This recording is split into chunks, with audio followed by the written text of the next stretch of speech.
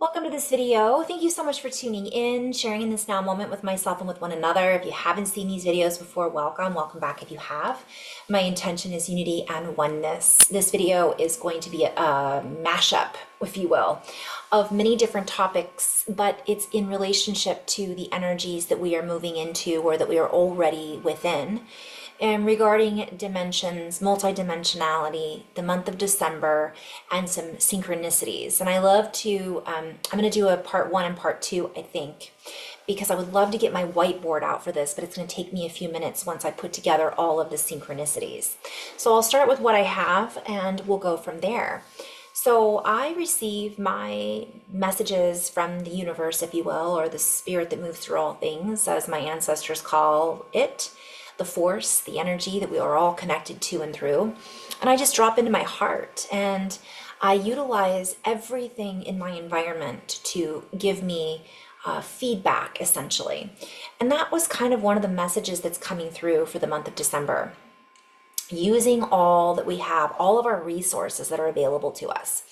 Many times we cut ourselves off from ourselves because we tend to be a little tunnel vision about what we have available to us, what we have access to.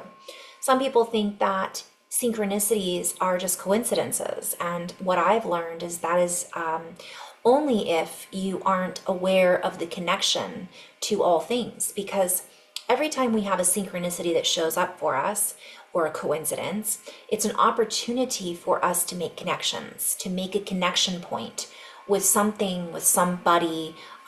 It's a resource that is available to us to better understand ourselves, to better understand our environment, so on and so forth. So I'm utilizing all of that, and I'm about to share a little story with you in regards to my own synchronicities that I'm still in the process of, let's say, deconstructing or interpreting, so I can better understand some of the messages that have been coming in from my higher guidance team, or my own resource of energy and collective frequencies. And so the month of December, what I have been shown is it's just a massive energetic surge.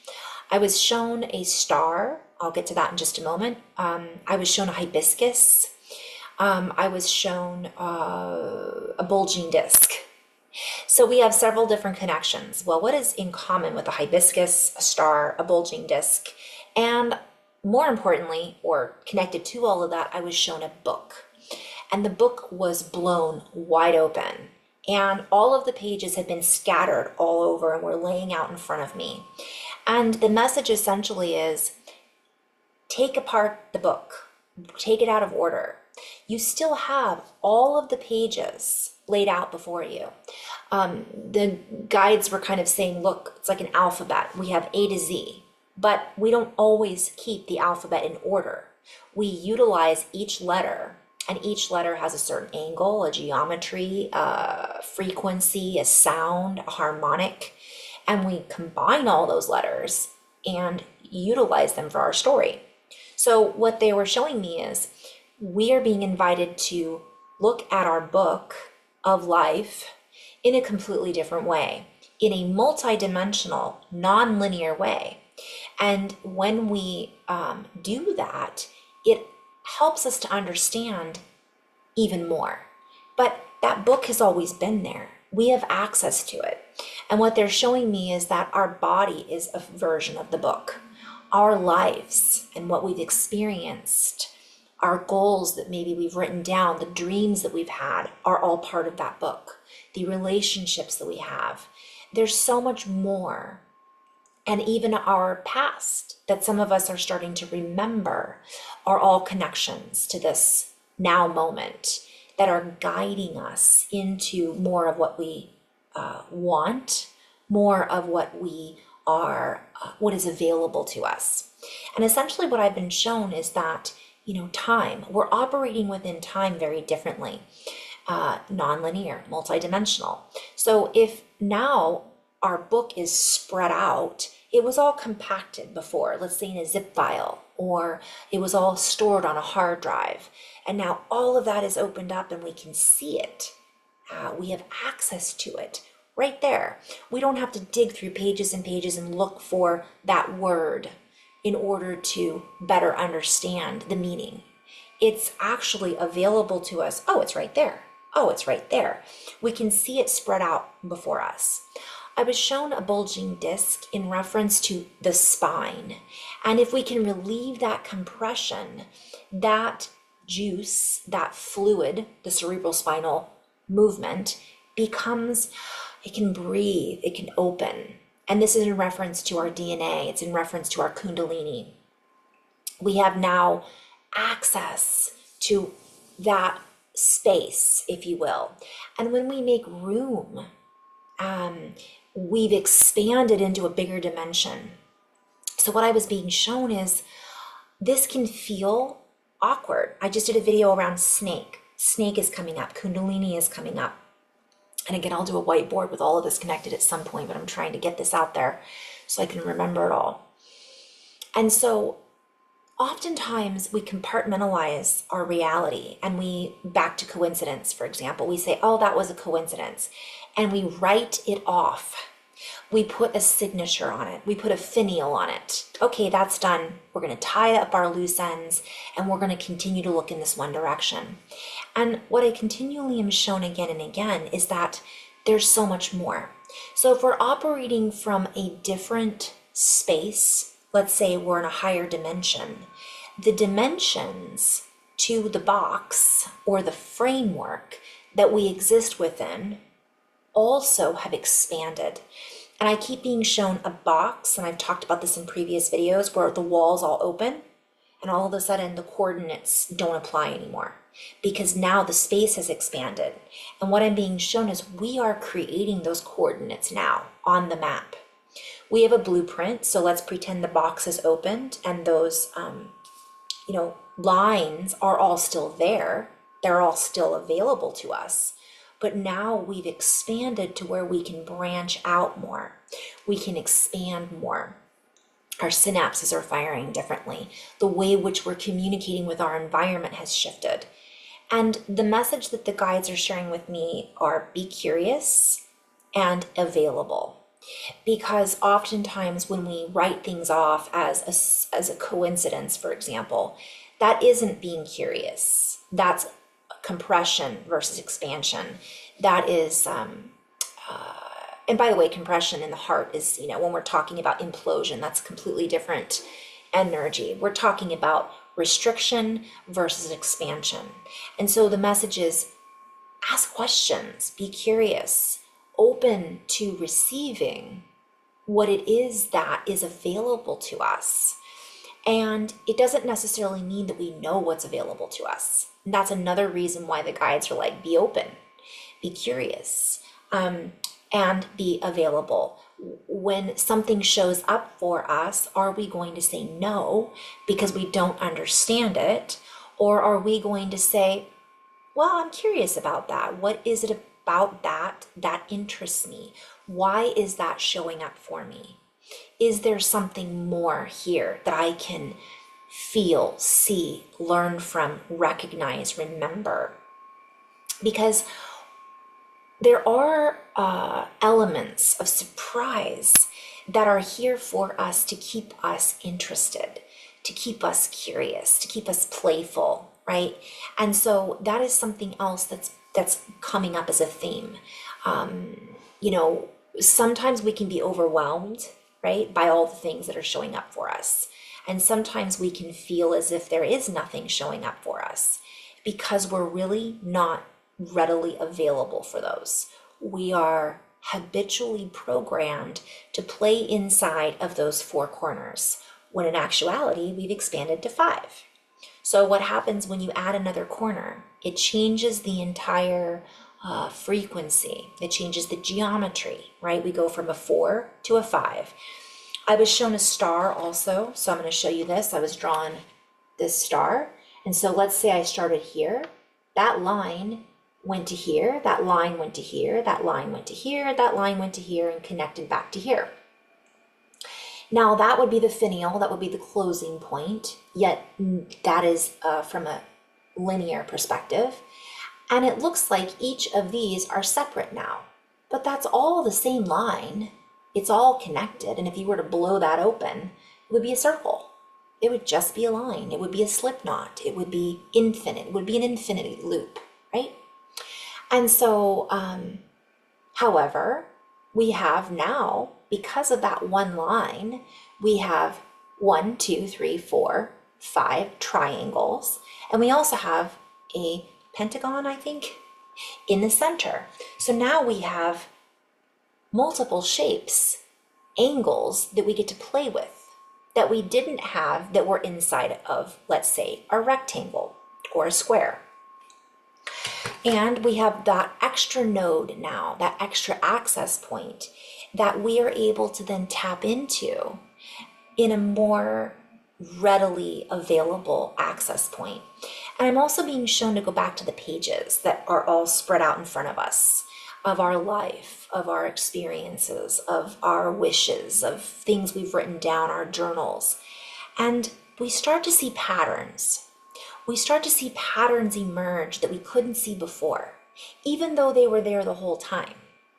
We couldn't see them before because they were encapsulated within an order. And now that order is not necessary in the same way. We can still read the old book if we wanted to, but I keep being shown the spine of the book, right? The binding has now been unlocked, and we're not bound to the same template that we were bound to before. So we're able to take certain pages and rearrange them. And because of that, we can change how we view them. It changes our perspective, and it gives us an enhanced sense, if you will. And we could call that an opening to our own expansiveness. We're able to feel into more than we felt before. And this is really important because this is another thing is, are we being available for that? Are we saying, I'm too busy, I've got to focus on this, or I've got to focus on that? And by the way, I've done that myself. I still do that from time to time. It doesn't mean that sometimes I'm not just going to, zone out and listen to good music or just binge watch some television. But even in that binge watching, I'll give a for instance, synchronicities can come up. So I'm always open to the symbolism that is showing up all around me. Now I'm going to tie together certain things that have come up in my field to enhance the energies of the now. So I did talk about so everything's all connected. The spirit that moves through all things, the Jedi, right? The energy, the force that moves through us. How we interpret that energy will be up to us, because each of our book of life is different than someone else. Yet again, I'm being shown that line, right? That line that moves through the wave, it's all one. Yet we're all snowflakes, right? We all have an individual shape, and I've talked about that so many times before. So, did I bring up the bulging disc? So I was shown the spine, the compression, this bulging disc, where all of that information that's stored on that disc is now pushing out. It wants more space. It wants more room to grow. And so if we can open to that, all of the information that's stored on this disc of energy is now available and accessible to us now. And the key is curiosity. The key is being readily available to read that frequency. And when we read it, we do not have to read it, again, in a linear way. We do not have to turn each page and go A, B, C, D, E, F, G. And as I stated before, I think, because I've had to re-record this, I accidentally deleted the first video. So apologies if I'm being redundant. But I was shown the alphabet, A to Z. That doesn't mean we keep all of the letters in the same order all of the time. Otherwise, we wouldn't have a story. Yet each of those letters is available to us to rearrange, to reorganize in a different pattern so we can recognize new patterns that have been there the whole time. I was also shown that a lot of the reason we're making these discoveries now, and I'm going to reference Robert Edward Grant, Dan Winters, and some gene key information that my friend Candace has kind of shared with me, some astrology information that I talk about with my friend Jess, and potentially some Joe Dispenza stuff that my dear friend and sister Kat has shared with me. I don't know that I'm going to do that all in this video. The reason I'm referencing these amazing teachers is because I want to come back to synchronicity.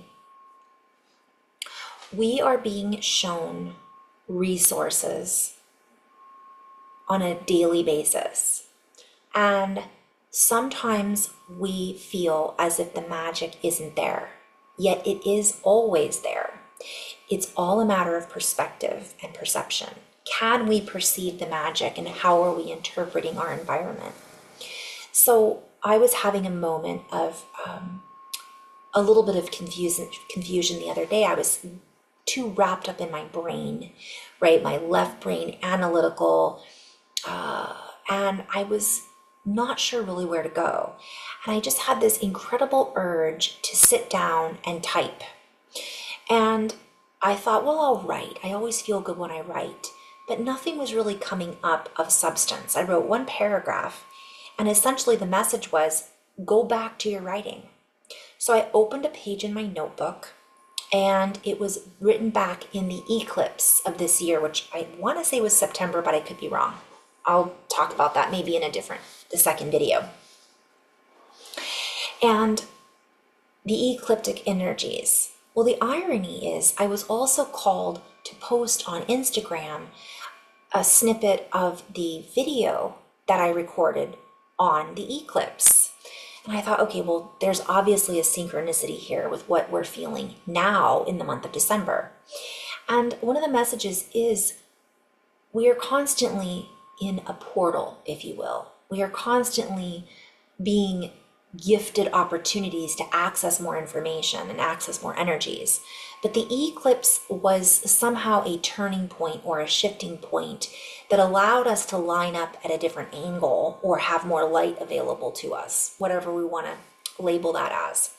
So synchronistically, I was drawn to the ecliptic messages that I had written. I'm going to read a little bit of that, and I'm going to share some synchronicities in this video with what I have time with. And I'm going to talk about different points on the star. So I talked about my different energetic points. So through these synchronicities, as I was typing up what I had written back in September, I was also pulling through information about the gene keys. I was pulling through information that Robert Edward Grant had shared around some geometries and so on and so forth. So the message the reason I'm sharing that is we can utilize each other as resources. We are all individual points on a map.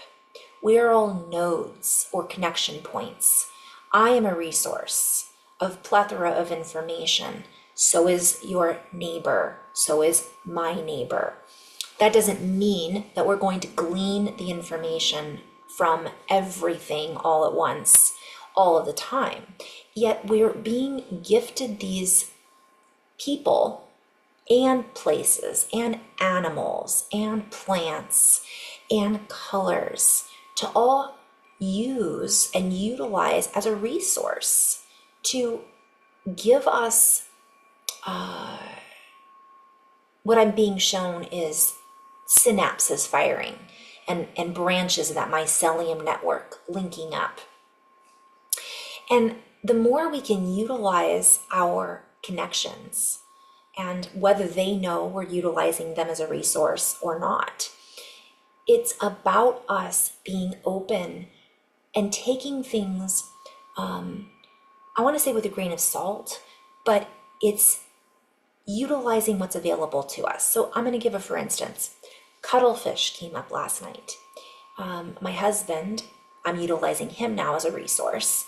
He chose a television show for us to tune into. I was watching it with him. He fell asleep. Ironically, I ended up watching this whole part about a cuttlefish in an egg, in a membrane, in a bubble, and how it could change colors and do all these things from inside of its egg. And then finally, at one point, it broke through, and so on and so forth. That was last night. I'm going to pretend that this all happened today. It happened yesterday, night before last. So night before last, that was the show. He was my node. He was my connection point. He was my resource by showing me this synchronicity, showing me this television show. Cuttlefish came up. As I was writing yesterday, pulling up this writing that I wrote back in the eclipse of this year, I can't remember which one currently. I'm going to read what I wrote. The other synchronicities that I had were elephant, cuttlefish, gene keys. Oh, wait, there's so many. So let me just share screen. Actually, before I get into that, I was writing, and as I wrote this writing from the eclipse several months ago now, which I posted today on my Instagram, I was listening simultaneously to a new video, new as I'm not sure when it was shared, with Amelia Ortiz, and which is a great podcast I recommend if you haven't watched him before, and Robert Edward Grant, who I always reference, as well as Dan Winters. I already brought them up, but it popped up and I hadn't watched one of his videos in a while. So I was listening to the video while simultaneously typing up what I had written months ago. And it just so happened that what he was referencing in the video, I was also referencing as I typed up my writing. So what that did was that gave me an opportunity to tie together two connection points, line to line, node to node, and make more sense of some of the writing that I had transcribed or downloaded from my own source, which I'm going to share with in a moment. And Robert Edward Grant had been referencing, I believe, Ganesh through elephants and elephant, which I was jokingly writing about cuttlefish and so on and so forth. So I'm just going to show you, which I did not put these two things together until I looked up the cuttlefish, because I will write things and then I will do exactly what I tell other people not to do. Oh, that's just a coincidence. My writing is never coincidental. It is always synchronistic, down to some of the silliest words. I will look up the etymology of the word. It will take me down a rabbit trail that will lead me to a whole other network of information, because that's how multidimensionality and non-linearity works. It really forces me to get out of my comfort zone. And that was the other message that was coming through. We're being invited to really step out of our comfort zones. So that's the other theme. Zoom out to focus in. Step out of comfort zone and go deeper within, go deeper down our own network, going into our own network through meditation, through movement, through artwork, through reading something that we feel very inspired to read, not necessarily in the collective stuff that's coming up. It's about us diving deep into ourselves. And so I'm going to share a picture and show you what this cuttlefish looks like. Bear with me.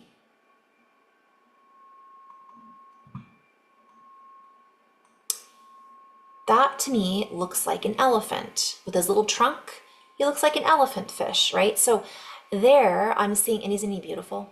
I'm seeing the synchronicity behind what I'm writing about. So I see this as cuttle fish. Now, this is on MontereyBayAquarium.org. That's where I'm seeing this picture. Now I'm going to read what I wrote. I guess I could show a picture of Ganesh or Ganesha. I'm not sure if I'm saying that right. So here's a picture. I'm on Wikipedia, and there's Ganesh. Obviously, it looks like an elephant from the side.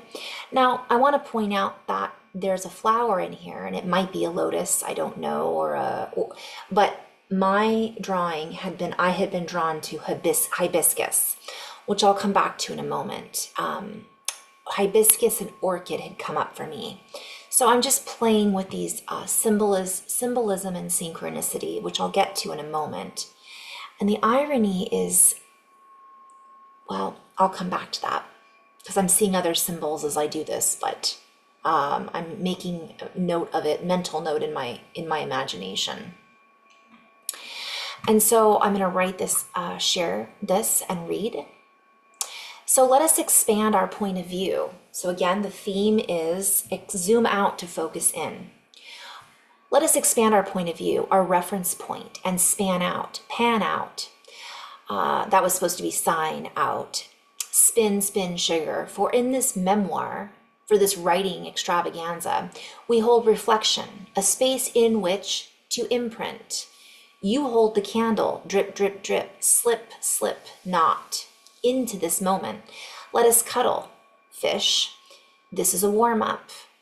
There is an alchemy, signature taking place, and as you space these concurrent letter geometries, you see it creates a line, a transpose, a transposition, a sete, a soiree, a signal to the brain. It stirs the senses and silences the chatter, and yet opens a dialogue. It allows you to delete certain sound, thoughts, and pen the rest. For it is almost a state of rest as you allow the wrists to connect, the written form, fingers connect to pen, a signals, a sigh within, a surge. Remember, you must loosen your grip, so to speak, to allow the drip not to leak. You must hold your prose loosely. And I was hearing, hang on, Lucy, hang on. And you think you play hide and seek with your words. Think for a moment, sink your teeth in, for we are one. We are many within you, a collective form of cellular matrix, memories embedded within, for we each hold within the skin a configuration of so much, so a needle pulling thread, soma, so much more. The roots of this language, dialect, vocabulary stretch near and far, too far to see. And I was hearing, with my naked eye, saw all the falling rain. There is too many to see, for we do not hold a book. The pages are spread out. There is no order in linearity, for you decide the prose, the objective, the adjective, the tone. Just allow the flow to move you, for within your blueprint is a final schematic. I misspelled that. One that holds a symphonetic masterpiece, a brilliant moonbeam scope of trajectory. I'm all ears. Loosen the noose, the fourier, and have a ball.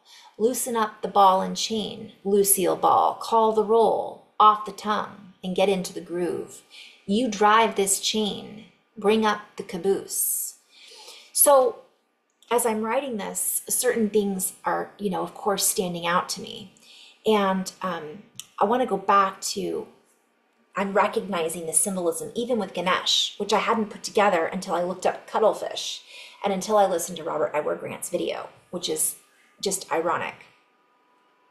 A couple of the things I wanted to point out here are Lucille Ball, Lucy, have a ball. I was referencing tongue and groove, which is building, putting things together. Tongue and groove is a type of planking in which adjacent boards are joined by means of interlocking ridges and grooves down their sides. This is relevant as well. I think it has to do with teeth. I said loosen the noose. And if you think of a noose, it's actually a slip knot. And a slip knot is a reference to infinity and time, and also compression in the heart. So it has to do with bliss and implosion, which Dan Winters talks about. I was seeing the moon, which I wrote moonbeam, and I didn't quite understand what that means, and I still don't. We're going to play with this. I even wrote in parentheses all ears. Well, if you look at Ganesh, big elephant ears, right?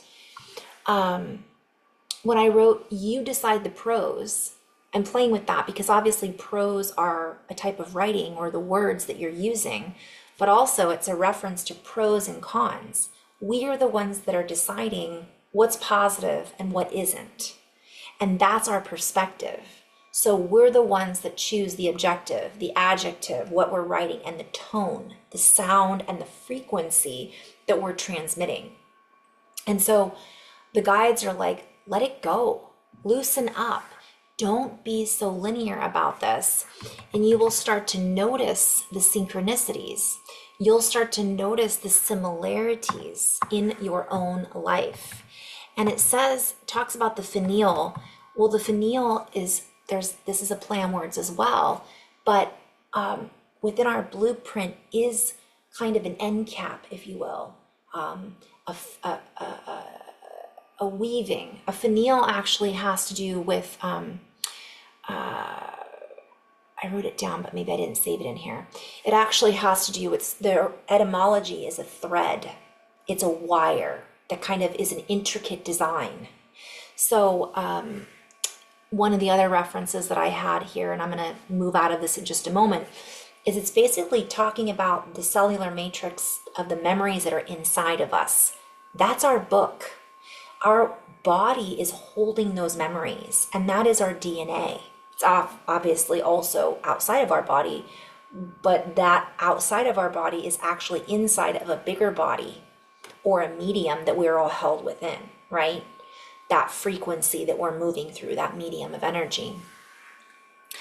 And this was a play on words. Like, I tend to write and I blow it off like, okay, this doesn't make any sense. And then I go back later and I'm like, oh, well, this is what they were talking about. The reference to you must hold your prose, like what you see as positive and what you see as negative, loosely. Don't be so attached, is what my guides were saying, to what we feel is good or bad. Also, our words, not getting so hung up. There's a lot of sensitivity going on. This has to do with the energies of December. There's a lot of people that are very sensitive to the words that you use or the words that we use. We're being invited to ask ourselves, lighten up. Somebody might say something, but how we perceive what they're saying, how we choose to interpret that language is on us, right? And it's not to say that someone else shouldn't be responsible for saying things that are really out of alignment with whatever it might be that we feel is in alignment. But again, we're really being called to lighten up with that, because that's a whole other, there's a lot of reasons, but work on ourselves. Doing this inner work. Now for me, the guides are like, hey, this silences the chatter, right? So it sends a signal to the brain. It's an alchemy signature. Well, a signature is a frequency, and I'll dive into this a little deeper later. But it silences the chatter when we write, when we're meditating, when we're moving, when we're breathing, when we're moving with intentionality. And it allows us to open a dialogue with us. It opens up our own inner channel. And it sends a signal to the brain, and it goes back to what I was saying earlier with, it allows us to focus. That's one of the big messages that's coming through. It makes us available to receive the information, to interpret the information. What good is it if we're getting all this stuff and then we're not doing anything with it, right? All that stuff is inside of us. We're starting to open up this dialogue with ourselves, which can seem very foreign to us, right? And I'm hearing a foreign body because some of us aren't used to talking to our body, asking ourselves, what do I need in this moment? So that's another message that's been coming up, and I'll come back to that in a moment. Now, I was guided synchronistically to hibiscus, and I'm going to share just briefly how that happened. Again, I take pictures everywhere I go. If you guys look at my Instagram channel, Keep It Simple Starseeds, I don't post as often as I used to, but I'm trying to get back into the swing of things. I take pictures of everything. I think I have like 4,000 pictures on my phone right now. And I see synchronicity in everything.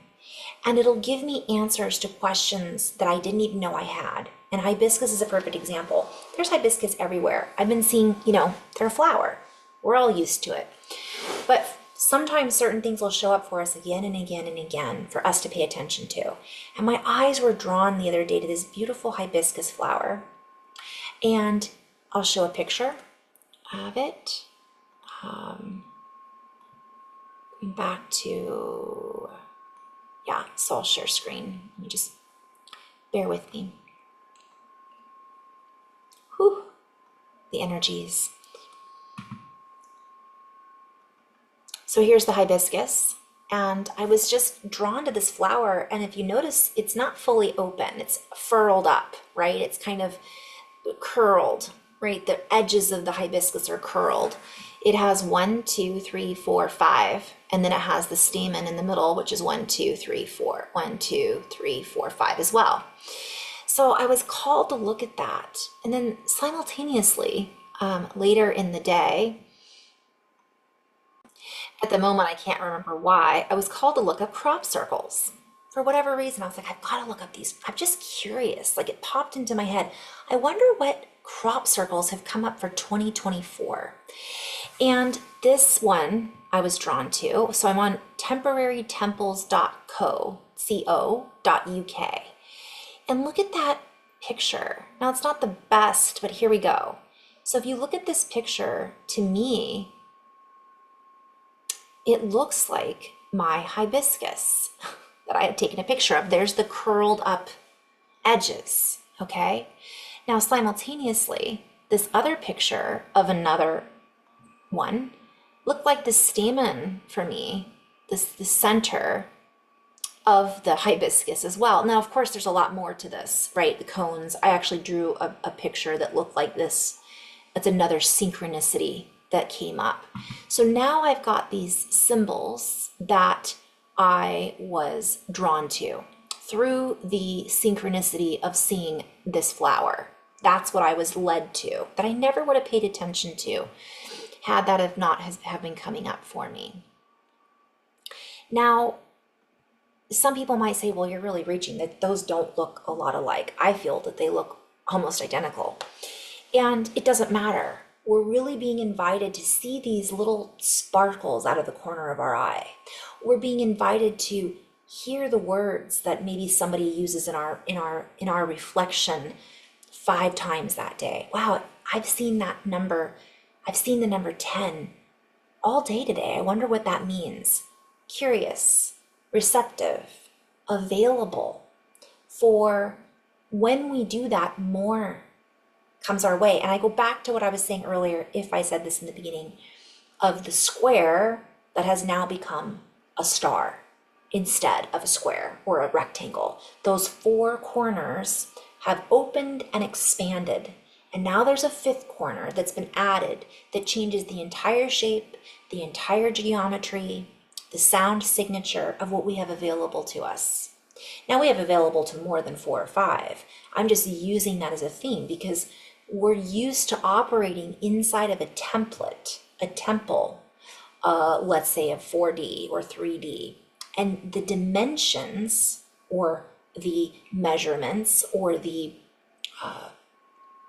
space that's available to us has expanded. So too have the access points within that space. So if that is the case, how we operate within time and within those spaces that are available to us have also changed. And therefore, how we interpret the energy and the information will change, which means we are now accessing more because there's more synapses firing. The more we play in this way, the more charge is available to us. The fluid moves through us. We loosen up. We let go of that tight binding. The book opens, our spine opens, the Kundalini rises, our pineal gland, right, where it connects to the crown opens. And ironically, and that charge brings us into a higher state of being. It brings us into a higher dimension. It brings us into more dimensions. We have more dimensions to us, right? There's more depth. There's more juice. And I go back to what I wrote earlier, which was drip, drip, drip, the candle. We light the candle. We light the candle that's in our bodies. I'm hearing candlestick in yoga.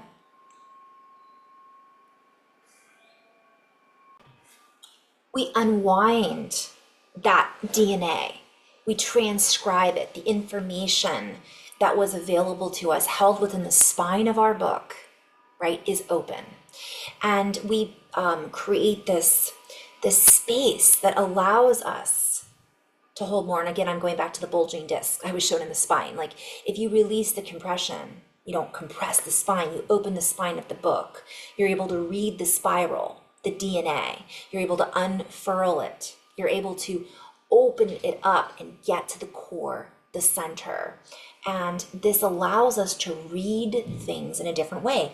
I'm going back to the pages that are laid out in front of us. All of a sudden we can see these pages that have been there the whole time, but now we're seeing them and they're accessible. We can pick one out of this page, we can pick information to this page, and it's all available. We can see it rather than it being hidden. And that's also a play on words. I'll get back to hibiscus in a moment. But what I'm being shown is a lot of, that's why part of what's happening is a lot of the stuff that was hidden is now showing up for us. So this means ancient sites, which goes back to what I was saying about what people like Robert Edward Grant are discovering, or scientific discoveries that are being made, or new information about the body or the brain, and so on and so forth. And the irony is, I think I just talked about a collective Mandela effect, or maybe I was having this conversation with some friends of mine, but he even mentions, he calls it a collective Mandela effect in his video, and the one I keep referencing. So I'll just call it the video, and I'll share the link below, so I don't have to keep saying their names. Did I already say? I think I did. Again, I had to re-record. So what happens is, because that's happening, now what we're reading is different than what we read before, or it seems like it's different, because it is. Because our awareness around what we're reading holds a different pattern or a different frequency. So we're reorganizing our reality based on, according to, a new trajectory, because now it's all open and available to us. We don't have the same limitations. We don't have the same configurations. We don't have the same mapping patterns, right? Goes from 4 to 5, it changes the whole game. Also, what I'm being shown is, and I'm hearing linearity is out the window. And whenever I say out the window, I'm always led back to the cars, right? Lights are low, moving in stereo. It's so easy. So it's like, that was a big synchronistic song for me. All of a sudden, it's like when you hear a song, right? I'll come back to the Mandela effect at some point too, but this was a conversation I was having the other day with someone. It changes the pattern. It changes the memory. The memory inside of our cellular memory comes online. And then our snowflakes, right, our water, begins to shift the pattern. And new patterns emerge and add to the patterns that we had before. We had a template that was available. Those 4 corners that opened, that's still there. But now we have more to build off of that. There's something new, or something remembered. Something else becomes available. And now we have a brand new reality to work with, a brand new medium. Ooh, I just went into like 10 different directions. So I'm trying to rein it back in, Carrie. It is difficult sometimes to follow these synchronicities and patterns. And really, it's kind of infinite. So it's not like I'm just going to put a finial on this and say, okay, that's done. That is still a thread. It's a pause. but it's never really coming into full completion from my perspective with the synchronicities. From in my world, it just adds in more and more and more and more. So it's layers upon layers upon layers. So I think I covered the cuttlefish that looks like Ganesh. Did I? I think I did. Yep. I covered the the hibiscus. I just talked about the hibiscus. So how am I going to interpret this hibiscus? Well, the hibiscus to me was 5. So we have the 5, we have the 5, and we have that within the crop circles. So the universe is showing me that, and now I'm seeing it, and I can't stop staring at this hibiscus. Well, let's just be practical for a moment. What I found fascinating is hibiscus was used for marshmallow, I guess. It was used for drinking tea, which supposedly has been shown to lower high blood pressure. Now, of course, I'm not saying this is what we should start eating or drinking. This is not medical advice, but maybe look into it. Sometimes the universe or Mother Nature reminds us of what we need when we need it. Maybe I should start drinking more hibiscus tea. I probably will. You might want to look it up because it might have interactions with certain medications. But what is hibiscus good for? And maybe it's something that now we're being reminded right now also of a lot of ancient wisdom. Oh yeah, I forgot that a lot of our pharmaceuticals come from a foundation of plant medicine. So let's play with that just for a moment. Positives, blood pressure, sweetness. Also, they used it to blow bubbles. The kids used it to blow bubbles. You can look that up on Wikipedia. And I found that curiously in connection with my writing that I pulled up, because I had the show that I watched with the cuttlefish. It was actually inside of a bubble, inside of its egg. It was inside of a membrane, and it was still doing things inside of this bubble. And I thought, okay, that's got to be relevant. That'll be maybe part 2 of another video. Okay.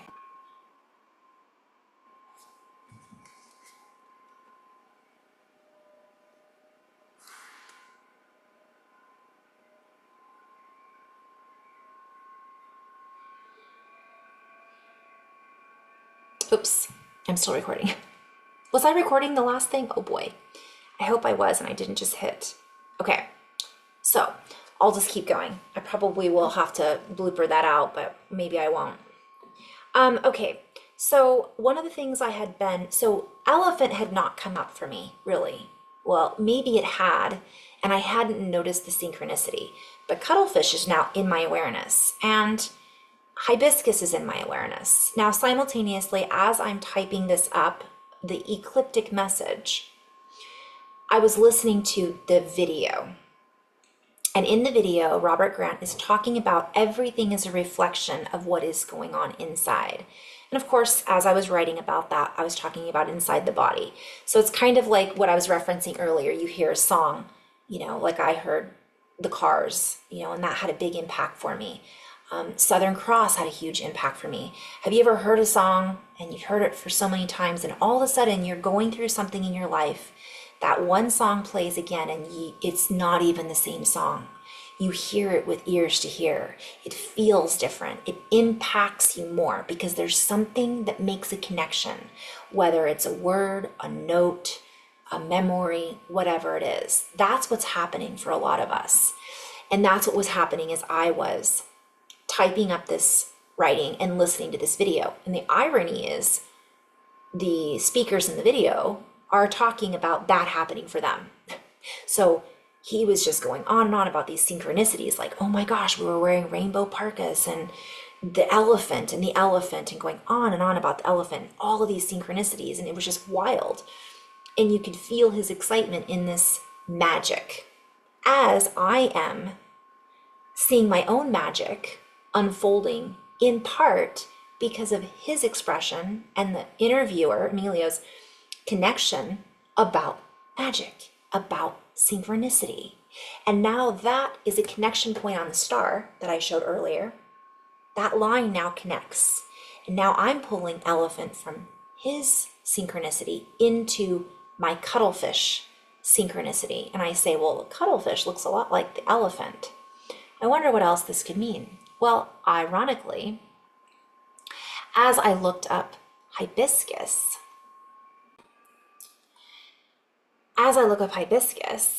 and I'm on Wikipedia again, it turns out that it is connected to Ganesh or Ganesha.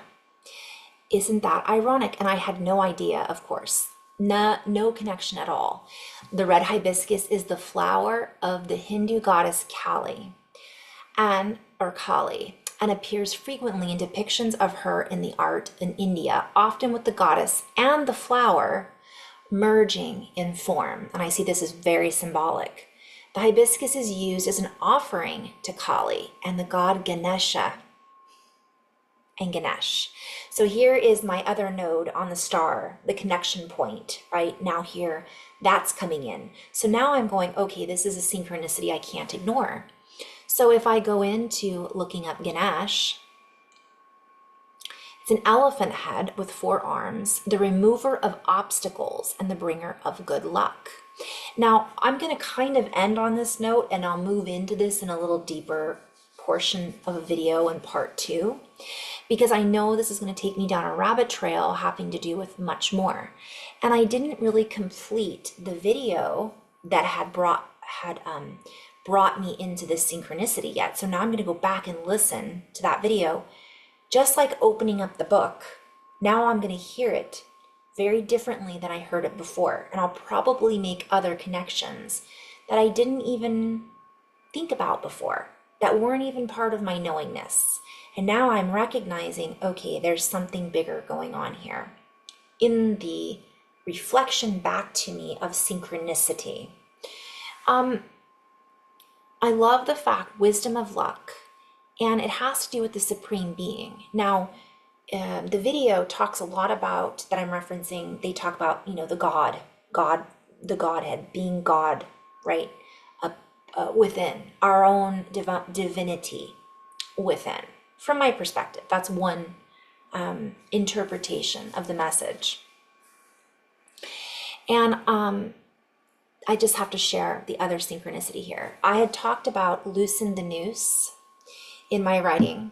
Well, one of the things that Ganesh carries is a noose, an axe, and a noose, or a lasso. And in this, they translate it as a lasso or a supernatural weapon, which I'm going to laugh about this because part of my nodes I'm going to be getting into in video number 2 on the star that I will be doing on a big whiteboard are connected to the gene keys in astrology, thanks to my dear friend and sister Candace, who has shared that I dream in gene keys, not knowingly, and astrology, because I haven't even tied in with this the giant that Emilio references briefly in the video that I dreamed about the night before I watched the video, the giant turtle, so a giant and a giant turtle. In a reference to that, my dear friend and sister Jess had been getting all of these references to Wonder Woman, in which she holds a golden lasso. So there's now my tie together with that. She's going to get a kick out of this. I think the gene keys are going to tie in with this. And then, of course, I have to tie in another dear friend and sister of mine, Kat, because she has had some synchronicities that I will be talking about. She's brought to my awareness that I've written down that are now tying in with this video. Oh, there's so much more here. It's so juicy. So I'll continue with this a little bit and then I'll kind of end on that note. So if I were just to take this and kind of transcribe it or interpret it on a very basic interpretation, we are moving through a phase where we are being really invited to lighten up, to come into a place where we're finding and rediscovering our inner divinity, our God within, so to speak, right? The source that moves through all things. Obviously, the other words I had were curious, available, index, star codon, framework, ascension, Zion, bulging disc, turtle, woodpecker. I'll come to turtle and woodpecker later. But what I found interesting here is the other thing I had been drawn to of my awareness was the cuttlefish was changing color and doing all these things from inside of its egg. It was inside a bubble. It was inside of its egg or its shell under the ocean. And I thought, wow, that's standing out to me. So that synchronicity is standing out to me. And what my eyes were just drawn to is the Brahmada, I'm not pronouncing this right, I apologize. Brahmanda Purana says that Ganesha has the name Lam Odara because all the universes, cosmic eggs of the past, present, and future are present in him. And I'm going to end on that note because that's the biggest message that I've been sharing, that I've been talking about, that I'm trying to express, is that we are now in a nonlinear, multidimensional way of accessing everything that's already inside of us, right? Everything that's available to us. And the other thing that is referenced in this is Ganesh wrapped the serpent Vasuki around his neck. Other depictions of snake include use as a sacred thread. There's the filigree and finial that I had written about. That's my synchronicity. And I just did a video talking about snakes and the spine and Kundalini. And I didn't know why this was such a topic that my guides are like, talk about snakes, snakes, snakes, snakes. So now Ganesh is tying all of this together. There's more. I think it's some of the symbologies here talks about being released from bondage. So before I've been talking about the binding of the book have now been opened.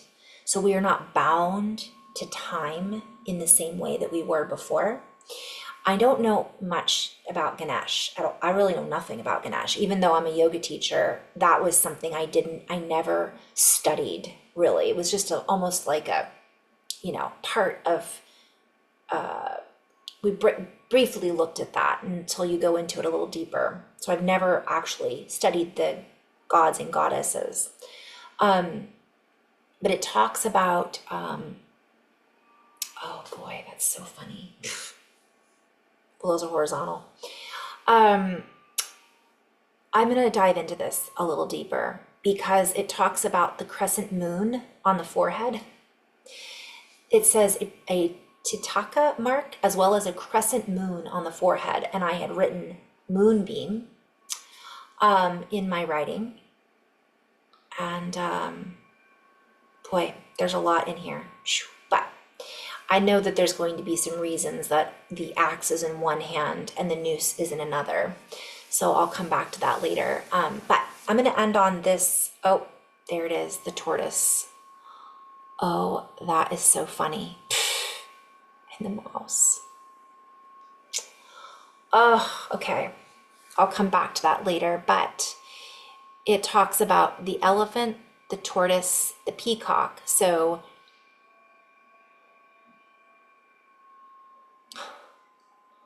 guys, I just can't make this up.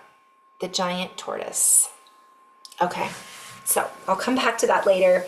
But part of this is about all of these gifts that are opening for us. Part of this is about a timeline that we are on. Oh, the Vahana is what he rides. Okay, so the Vahana is, sorry, I'm kind of decoding this in real time, but it talks about the animal, what you ride. So I'm seeing this as very symbolic for me with the tortoise. We'll come back to that later. The peacock has been coming up a lot. All animals are really talking to us right now. The symbology in the animal kingdom is so important to pay attention to. That's how I got started on my journey, really, with synchronicity. We're through animal cards. And all of a sudden, they would show up right when I needed them to help me better understand why I was feeling what I was feeling, what to pay attention to, the symbolism. And so for some people, it's numbers. For some people, it's colors. For some people, it's subject matter. all of it's relevant. So I invite you to play again in video number 2 next time.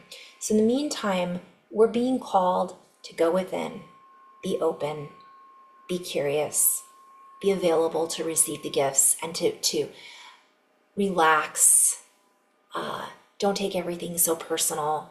Really recognize the oneness and the unity, or the inner God or goddess inside of us, the candle, the light that is inside of us, and pull that energy up, unite to reignite, and to reorganize some of the ways in which we are behaving in this new time that we are in this new dimension, that we are subsetted, bubbles within bubbles of reality that we are each connected through. So, through the heart, in love and light, guys, namaste. Thanks for playing.